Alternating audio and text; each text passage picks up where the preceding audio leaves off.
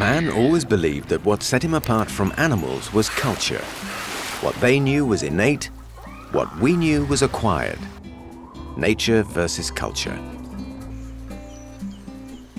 But scientists now realize that some animals are so inventive that their species must be blessed with cultures of their own. So are the origins of culture not to be found in the animal kingdom after all?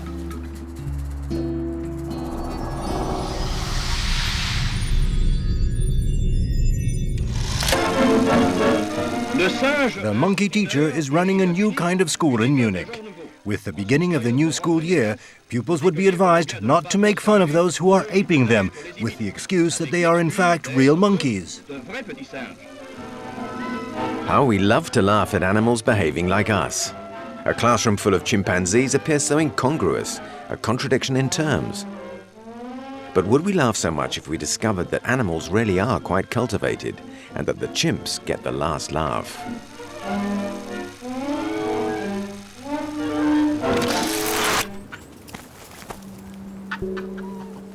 For centuries, culture was the last barrier that separated man from animals. To be cultured meant to be human. But over the past 50 years, researchers observing a group of macaques in Japan shattered this notion. Every winter, the hot springs in the mountains around Nagano in central Japan attract some unlikely visitors. Here, the forest of Jikokudani literally means Hell's Valley, but it's the closest thing to heaven for these Japanese macaques. The artificial pools are extremely popular with other local species. The snow monkeys took their first dip in these artificial pools in the 1950s, and it changed their way of life forever.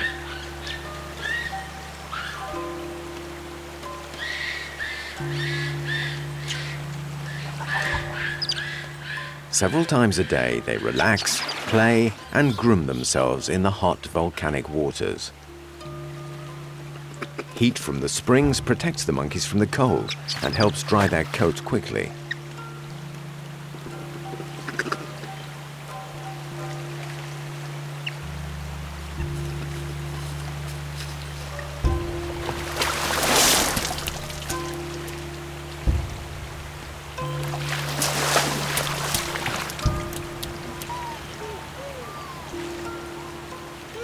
Only Japanese and a group of Indonesian macaques behave this way. It's not genetically inherited behavior, but something they learned during the course of their lives.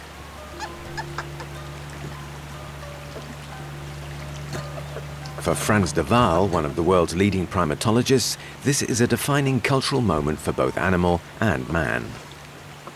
We speak of culture when groups of animals in similar environments of the same species behave differently. And they behave differently as a result of social learning, of learning from each other. If animals can now be said to be cultivated, they owe their hard-earned culture to Japanese macaques. The first human observations of animal culture took place around the same time, not in Nagano, but on the tiny island of Koshima, off the southeastern coast of Japan. A group of researchers placed sweet potatoes in the sand, and soon macaques began washing them in the sea before eating them. A young female called Emo started the whole thing. Others in her group soon followed. So the monkeys obviously preferred clean potatoes with a pinch of salt to sandy ones. But as Frans de Waal explains, their behavior set in motion the whole concept of animal culture in primatology. And I think it's very interesting that the idea came from Japan and not from the West, because in the West we have a habit of putting a big wall between humans and animals, and culture became part of that wall. The anthropologists would say culture is what makes us human, meaning that obviously then animals cannot have culture. And in the East, the borderline between human and animal is not as clear. The culinary discoveries of the macaques on Koshima raised serious doubts about the time-honored prejudice that animal behavior was merely the product of genetic inheritance. Other evidence soon weighed into the debate.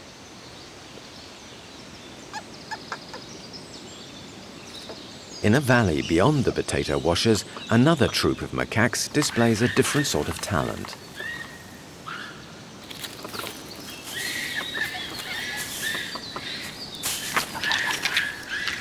The macaques of Arashiyama enjoy rubbing stones together, seen for the first time in a female only 27 years ago, and again the activity is copied by other members of the troop.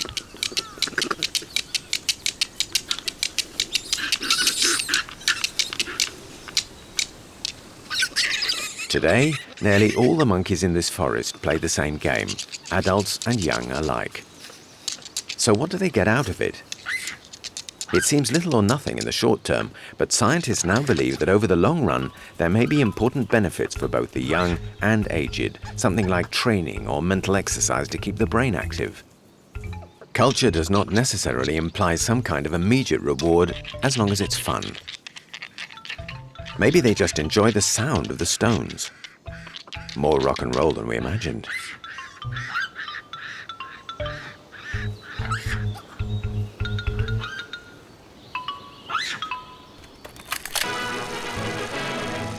When we think animal culture, we shouldn't paint an image of our own artistic sense. We could be tempted to imagine music-loving monkeys or budding Picassos of the jungle, but that's looking at animal culture through our eyes and not theirs. The natural world is full of examples of culture in animals, and where better to go next than Africa? Chimpanzees are among the most evolved of all primates.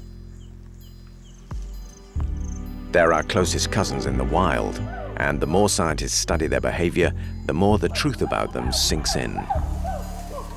They champion animal culture like no other creature on Earth.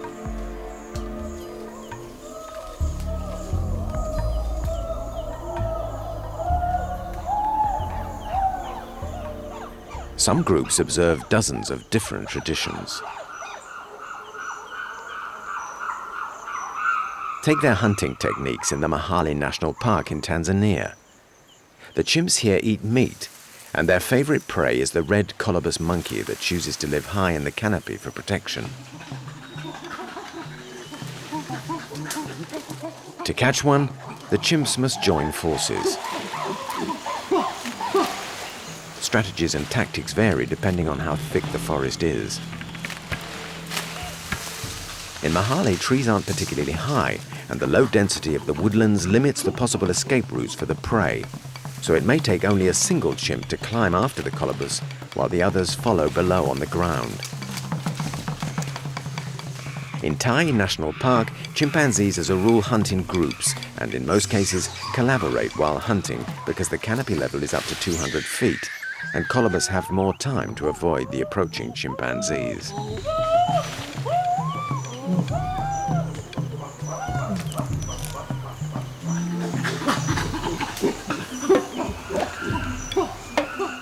When the hunt is over, the male chimps eat the colobus in the trees, but also share a bit with the females and their young.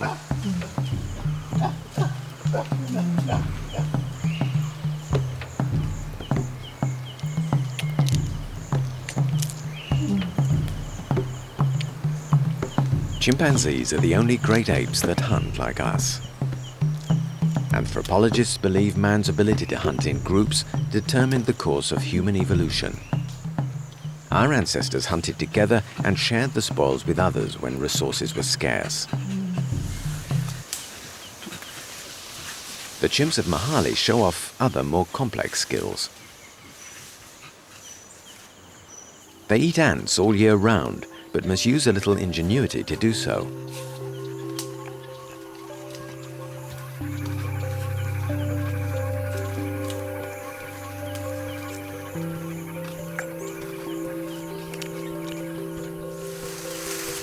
First, they locate the right tree.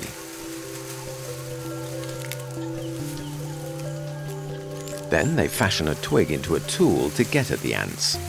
This takes thought, at least enough to show it's not just instinct or innate behavior. They know exactly what to do with it.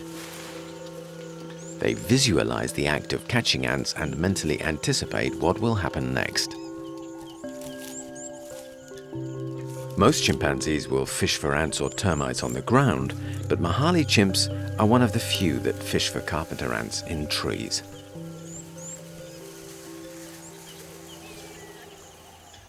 The Mahali chimps also groom themselves in a most unusual way.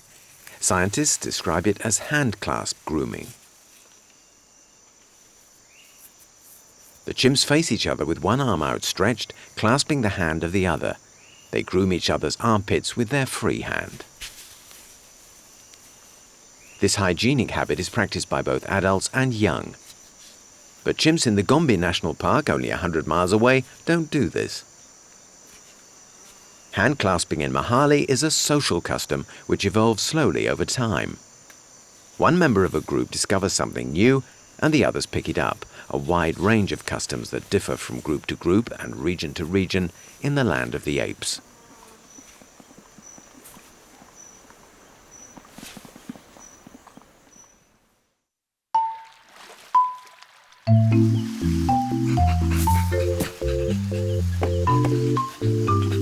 Chimps have rare abilities.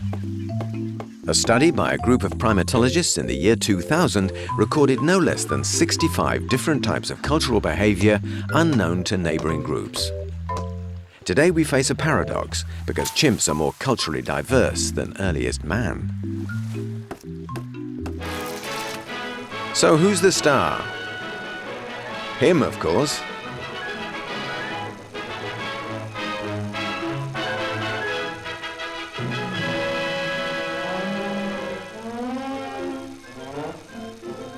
After observing the range of behavior in apes, scientists ask themselves the big question: if culture is not unique to man, could its origin be found in animals? In other words, is culture natural?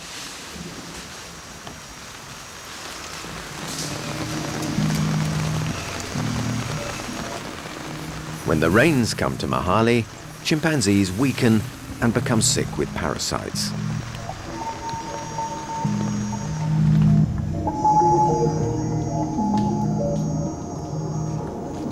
But they've found a remedy.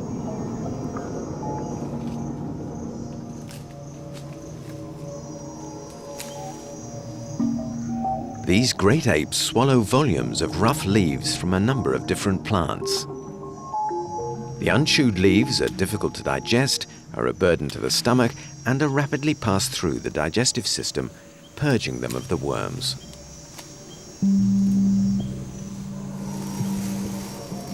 Professor Michael Huffman, a primatologist at the University of Kyoto in Japan, has studied this purging behavior firsthand.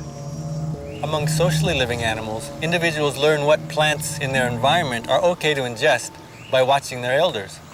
This information is based on the group's accumulative experience and knowledge of the habitat and is passed on from one generation to the next. Humans have long looked to the habits of sick animals for novel pharmacologically active plants for the treatment of common ecologically relevant ailments. It should be no surprise then that in some instances, humans and animals living in the same environments sometimes use the same plants to treat the symptoms of similar diseases.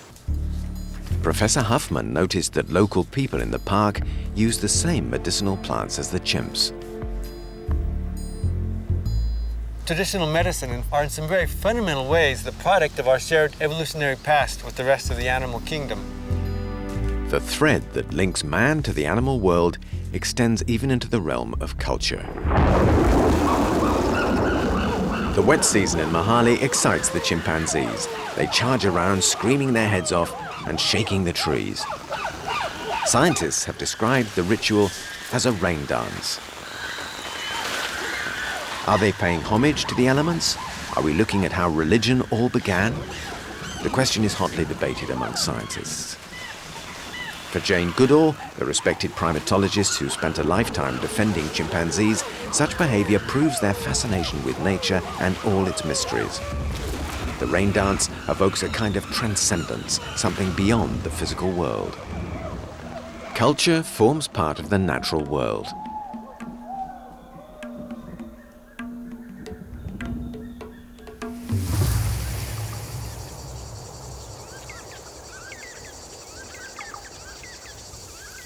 But which animal can teach us how to behave?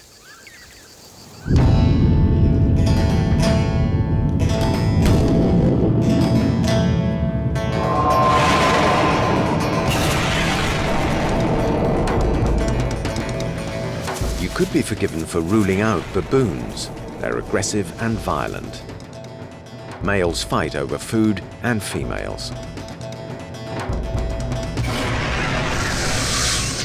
You could hardly imagine them living peacefully together, and yet that's precisely what some tribes do. Has peace really broken out?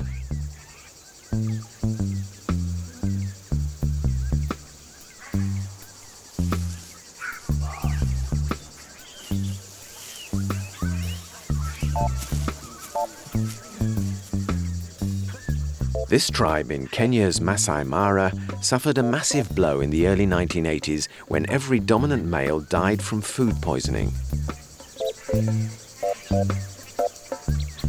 Without the big bullies, violent tribal incidents dropped dramatically, and it stayed that way.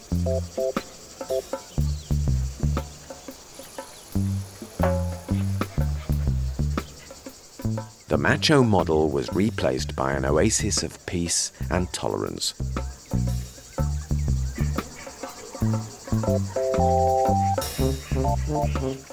Scientists aren't exactly sure how the new social model developed. But the females, who stay in the group while males migrate elsewhere, are certainly responsible.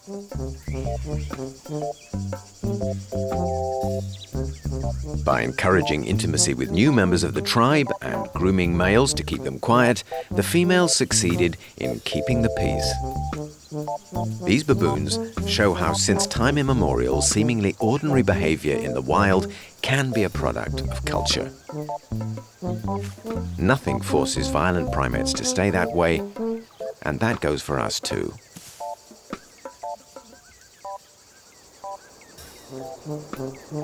But who's to say cultural behavior ends with primates? If spiders, snakes, or cattle don't make the grade along with most animals that are ruled by their instincts, some creatures do qualify. They're the ones that are capable of learning in groups over a long life.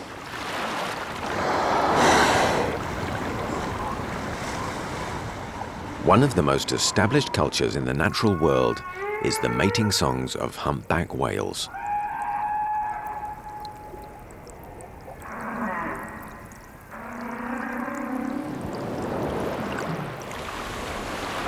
Males spend hours, sometimes days, vocalizing across breeding grounds in wide tonal ranges and frequencies. A typical love song lasts 10 minutes or more and is repeated over and over again. Scientists believe they're the most complex sounds heard in the natural world.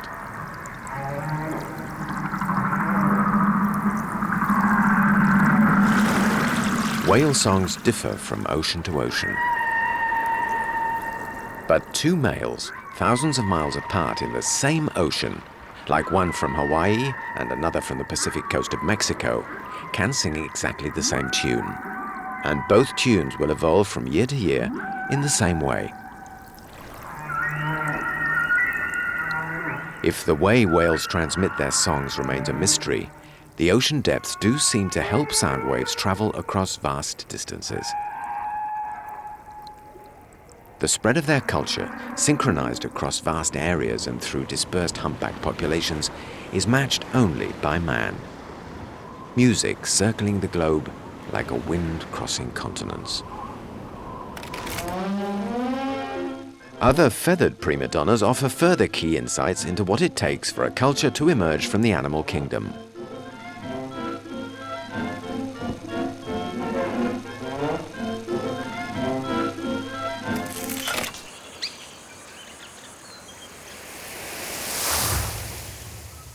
Crows in the archipelago of New Caledonia in the South Pacific have given a whole new dimension to the term bird brain.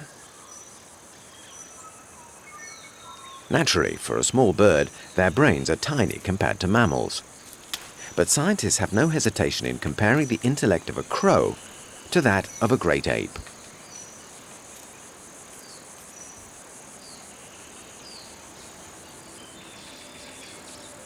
Crows choose twigs according to their size and shape. They then put the tool to good use.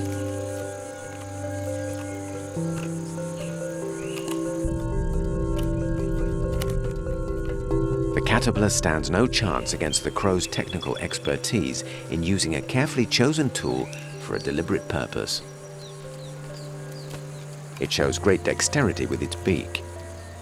But its ability to invent a tool is not genetically programmed. It isn't an innate skill. Not all crows are so gifted. Even though their technical skills are handed down to future generations, their behavior depends on what kind of materials and prey are available in any given place.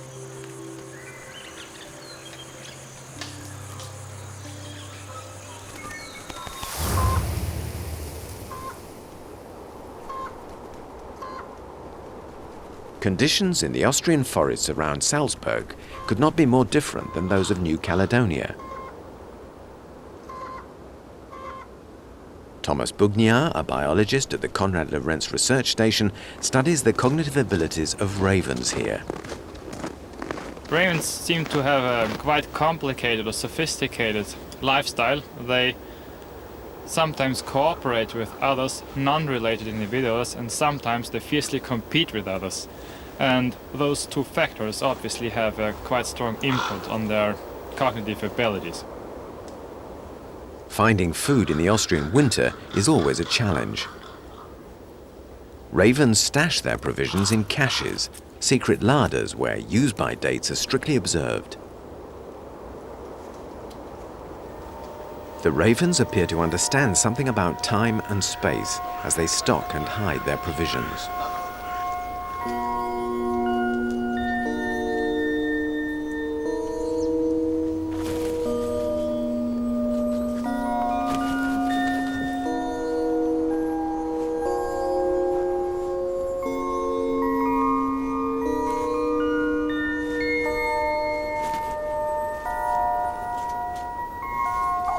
The winter cache system of survival demands imagination and a strong sense of perspective, qualities normally associated only with great apes.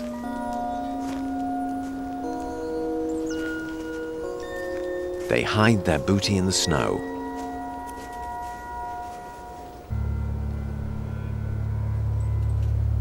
Ravens also spy on each other to plunder when the time is right.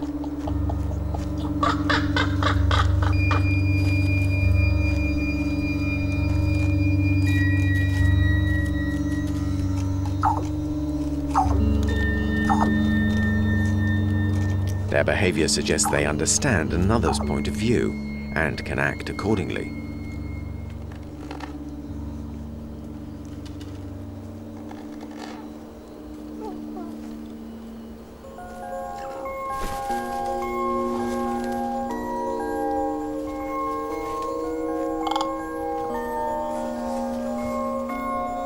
They make sure the coast is clear before burying their food.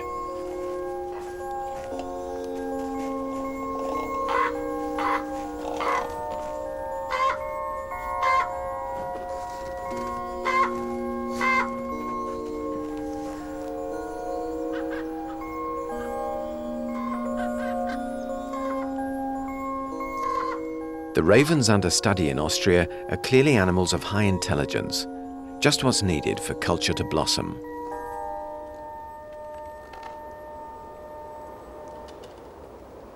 To put them to the test, the team of scientists invented a problem. Food is tied to the end of a piece of string. The string, in turn, is attached to a branch. The ravens must work out how to get the food.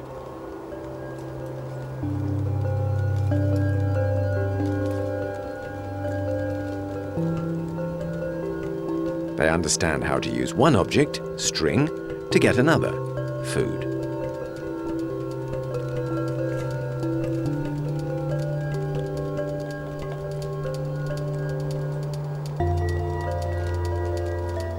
Solving this problem means they can make a mental image of how one thing interacts with another in space. Ravens possess quite sophisticated cognitive skills, particularly in the direction that they can obviously understand something about the other's perspective. We also know that they are very good social learners, so obviously they meet the requirement for socially or culturally transmitting information.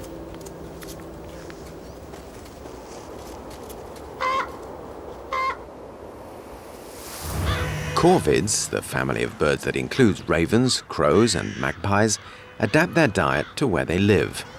This flexibility works well in a consumer society.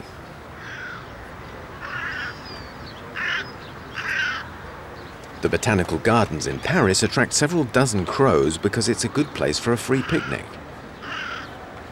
They stake out the best spots to keep an eye on activity below.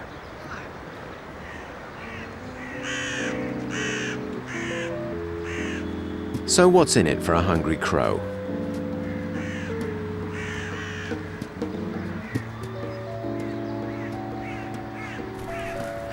Just a few leftovers? It's hardly worth the effort, and there's so much competition. These crows are after much bigger fare, a whole bag of French fries. They're champions of fast food scavenging, and they know exactly what to look for. A recognizable brand. Given the choice of an anonymous bag of fries and a colorful brand name, they'll take the latter. Their usually open-minded attitude towards food has become one-track minded, just like the junk food addicts sitting on park benches.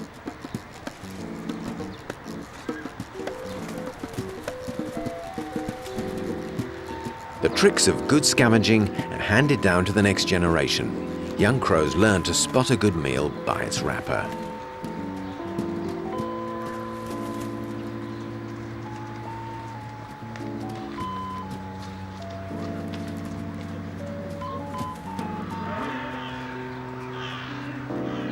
But that's not the end of the story.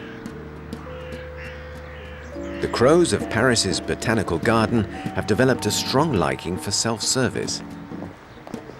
They want for nothing, an abundance of choice in any number of plastic garbage bags around the park, and they're very picky.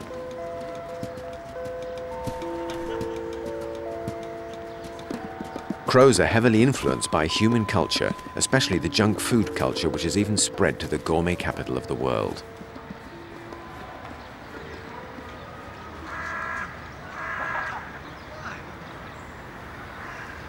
What bird brain ideas will these crows come up with next? One thing is for sure, they make full use of the grey matter inside.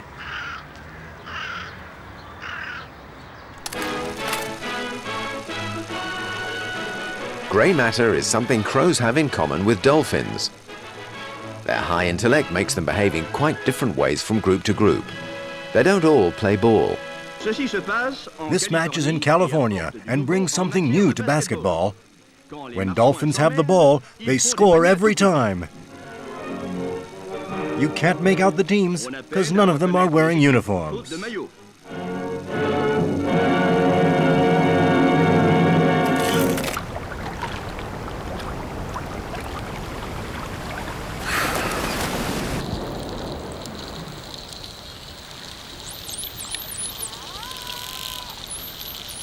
In an ever-changing environment, it takes time to develop new survival skills. The emphasis must be on passing on the skills as quickly as possible before those who know die with the secrets. But some secrets could be deadly to pass on. At the Texan oil terminal of Galveston, bottlenose dolphins have refined a particularly risky technique for traveling fast without effort. These bow wave acrobats hitch a ride with a 300,000-ton tanker. It's probably fun, but one slip and a young apprentice could die. Unlike racing in someone else's slipstream, these dolphins ride in front. Every leap in the air reduces friction and saves time. There's no room for error. Dolphins take full advantage of their environment, particularly one that's changed by man. Joining the oil rush to get ahead is par for the course.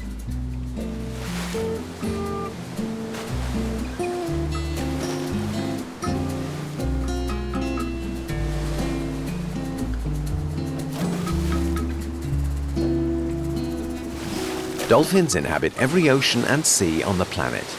Little wonder they're constantly reinventing the art of survival. When it comes to hunting, every group has its own technique.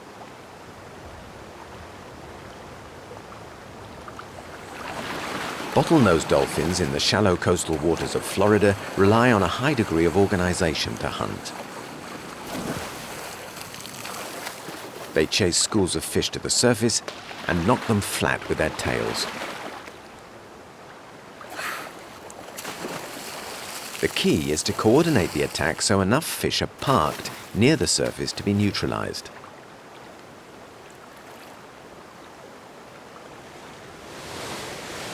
A few hundred miles to the north, the same species takes a completely different, though no less unorthodox, approach. In the waterways of South Carolina, bottlenose dolphins practice beach feeding.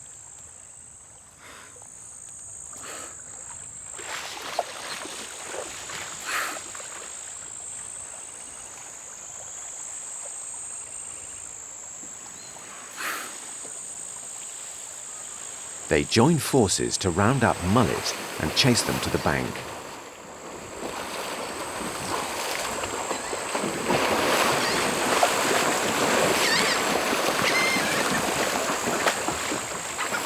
It's a somewhat messy picnic, but it's effective as long as the dolphins give chase together.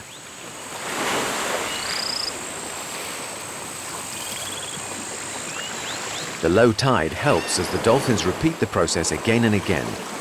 Mysteriously, they always beach on their right side.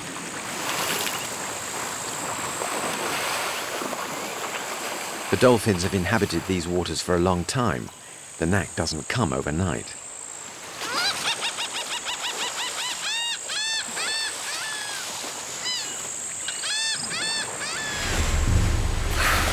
Far to the south, in the Gulf of Mexico, the same species hunts by sonar. Their prey is less in evidence even in the clear, warm waters.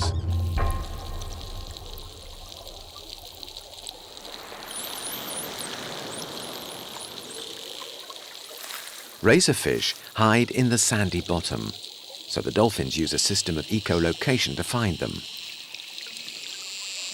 They emit ultrasonic clicks, amplified by pockets of fat under their brow. The sound waves bounce off objects and echo back.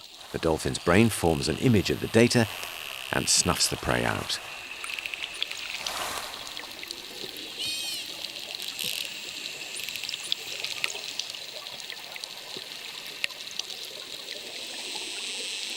Animals as intelligent and social as dolphins make full use of their skills by passing them on quickly to the next in line. Later generations refine the techniques for their own good, and so on down the line.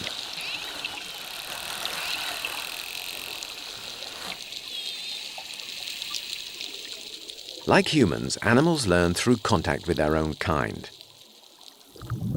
But just how do they learn, and how similar is the process to ours?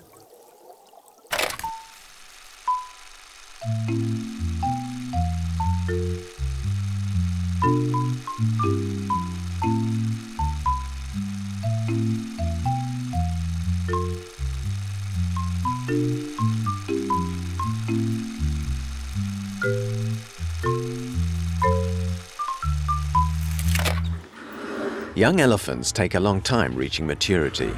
The role of their parents is crucial. The young spend years under the protection of adults in stable, organized groups. They're bound to be heavily influenced by their peers.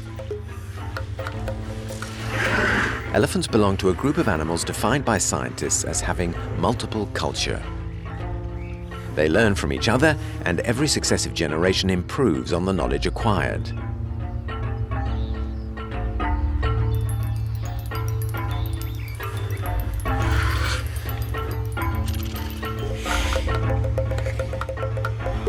Learning what to eat and what not is a question of survival.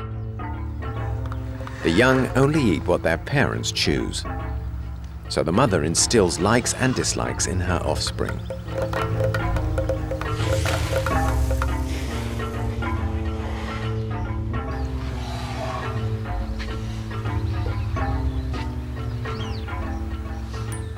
They memorize the best places to find food during shortages and the routes to take during migration.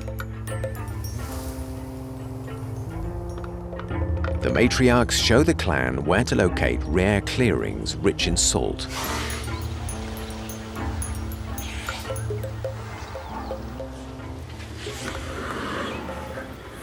This clan returns every year to the same salt grounds in Kenya's Aberdare National Park.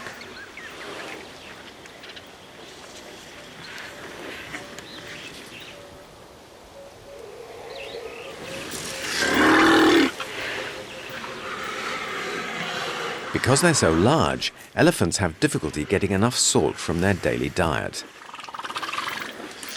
Salt deficiencies in all mammals can lead to dehydration and sickness, even death.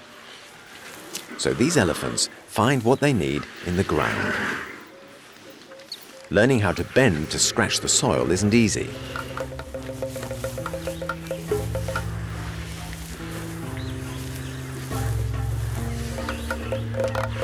The tradition of harvesting salt this way will be passed on so future generations have a better chance of survival.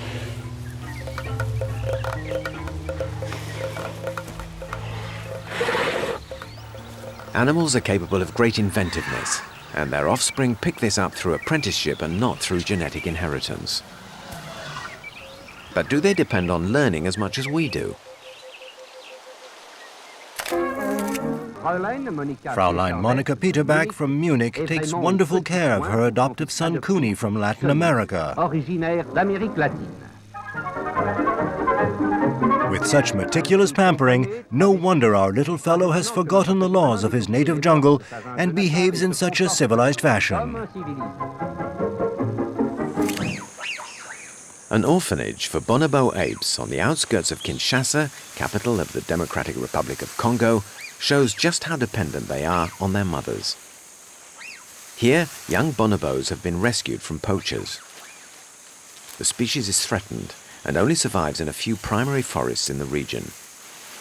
Like chimpanzees, they're our closest relative in the wild, sharing almost 99% of our genes.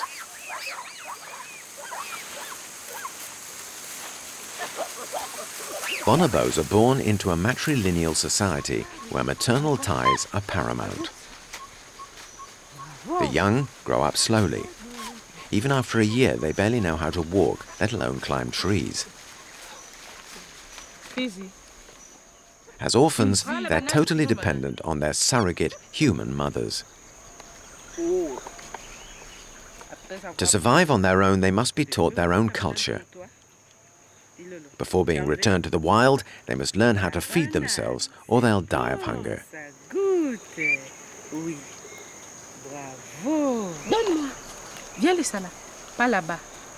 Patiently, they're taught to recognize edible food and how to peel it.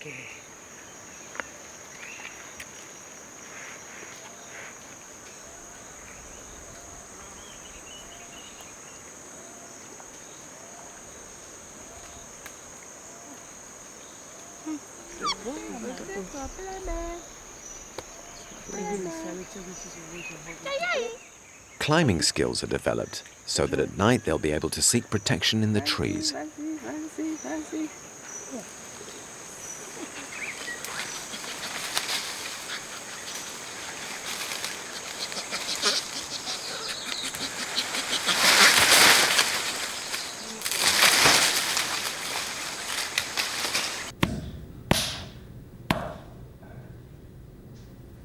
Great apes make great pupils. As they understand the intentions of their fellow creatures, they're able to copy their behavior. Professor Tetsuro Matsuzawa has studied their nut-cracking abilities at the Primate Research Institute of Kyoto University. It's a little delicate and complex skills for the chimpanzees. So we are interested in how the skill and knowledge can be transmitted from one generation to the next. I think a sort of education by master apprenticeship is very important. The mother or adults of the community show the right model using stones properly to crack open nuts. The infant has a strong motivation, intrinsic motivation, to watch the adult's behavior and to make the copy of the behavior.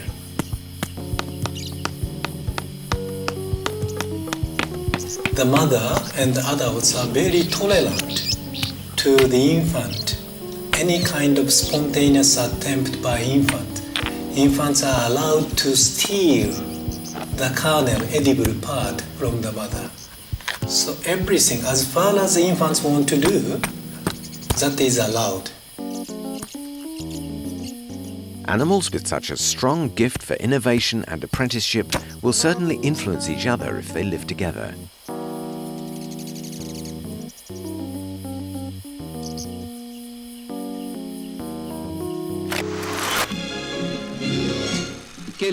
What a feat it is making a killer whale play ball. This ferocious toothed whale is the only carnivorous cetacean and is extremely voracious, but it doesn't scare its tamer in the slightest.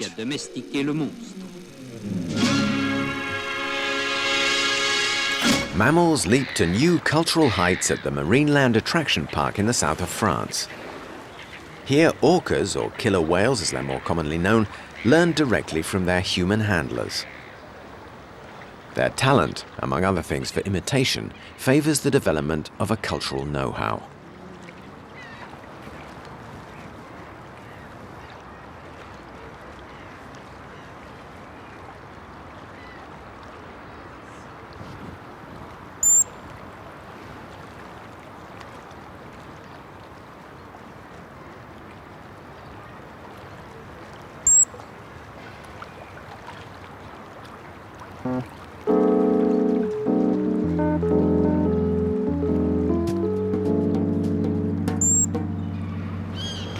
Trainers communicate with the whales by getting them to reproduce simple gestures. It's a language of sorts. Because the whales are able to interpret abstract signs, the trainers can put them through their paces.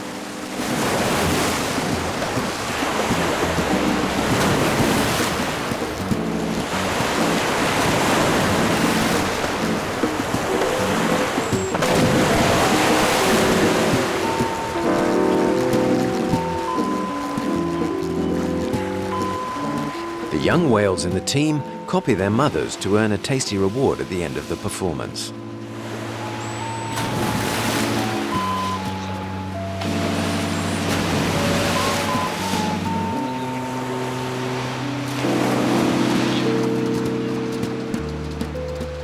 Independent of their human handlers, the orcas develop their own showbiz culture.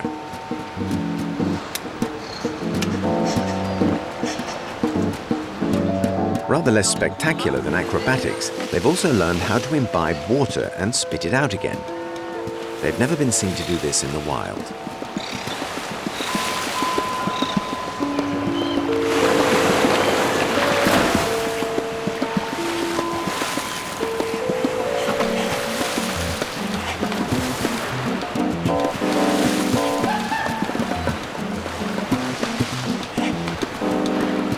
The downside is that performing orcas can never return to open sea. Turning somersaults and other tricks is their way of earning food. Keiko, otherwise known as Free Willy in the films, died after he was retired back into the wild. These killer whales also get easily bored out of the limelight once they're used to it.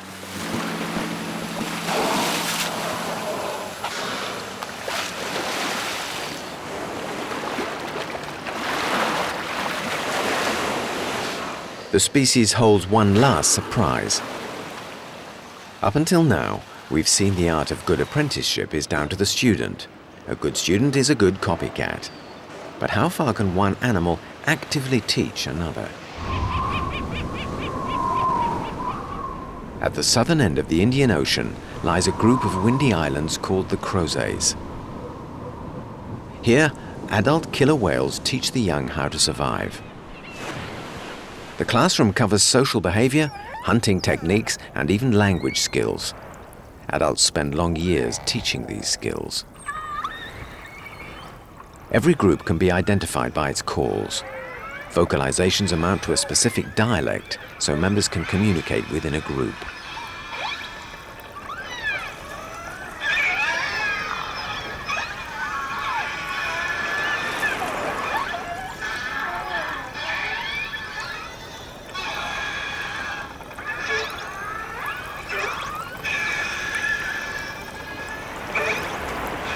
These whales are one of the great cold water predators.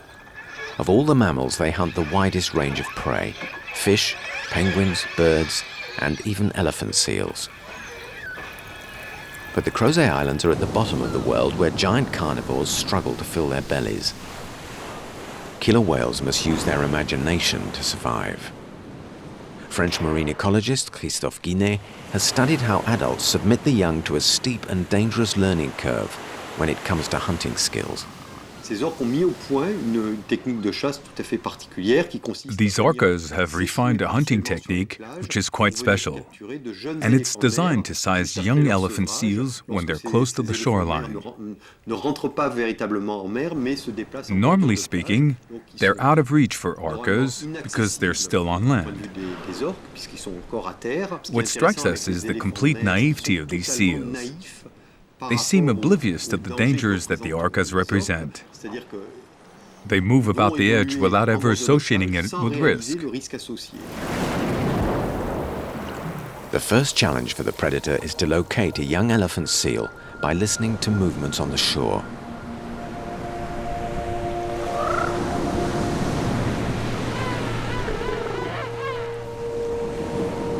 The killer whale then takes up position roughly 50 feet offshore, right opposite the target, and waits.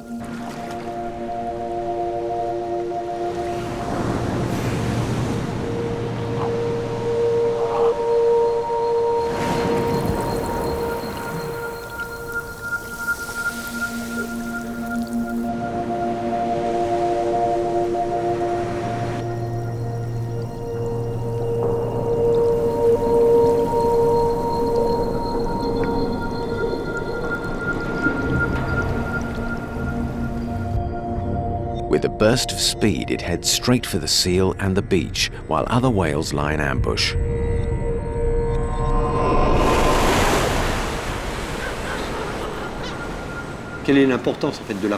What's important in learning this technique? Obviously, there's a risk associated with this form of hunting. The risk is to stay beached, to go too high and not be able to return to the sea. Orcas around the Crozet Islands die doing this, and it's always the young. To minimize the risk, females teach their young to beach voluntarily.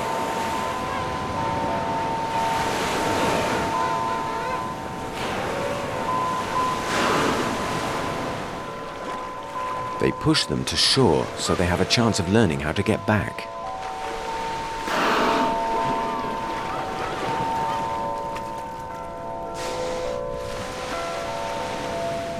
But the females must make sure that young apprentices don't get too close to the beach and die.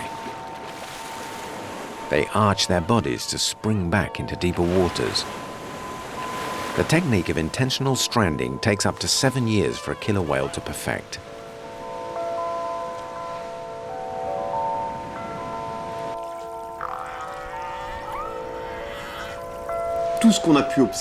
Everything we've seen here in the Crozet Islands over several years clearly shows this behavior to be something which is transmitted through apprenticeship.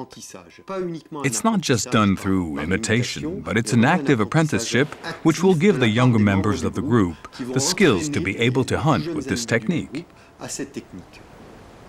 The case for animal culture couldn't be clearer. Adult whales fully understand what they teach their young and why. The young in turn will transmit these skills to the next generation. Killer whales put the final nail in the coffin of human cultural monopoly. So who's celebrating?